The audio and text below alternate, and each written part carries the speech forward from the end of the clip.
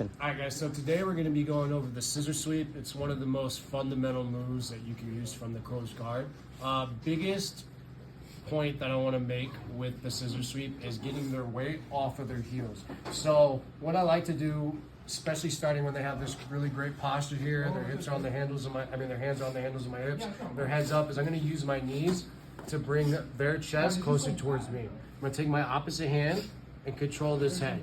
My free hand is going to control behind the elbow, not the wrist, okay? I want to be able to grab behind their elbow and pull them forward.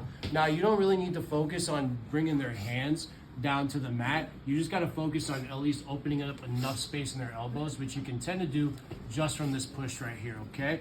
Once I get this head control and open up this elbow, I'm going to plant my feet on the mat. This position with my hands allows me to open my guard because I have something controlling his posture. If I just open up my guard with nothing controlling his posture, he's gonna escape every time, okay?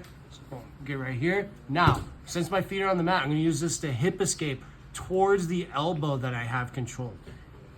Boom. Now, I'm all the way on my side, okay? My chest should not be facing the ceiling at all. It needs to be 90 degrees facing left and or right towards whatever elbow you are attacking.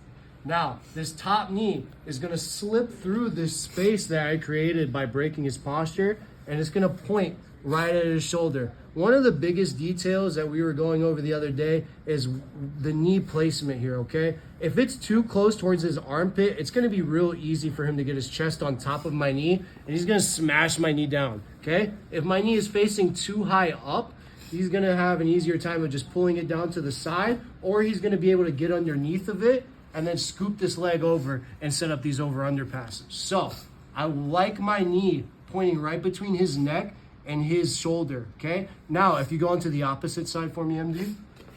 You good? Mm-hmm.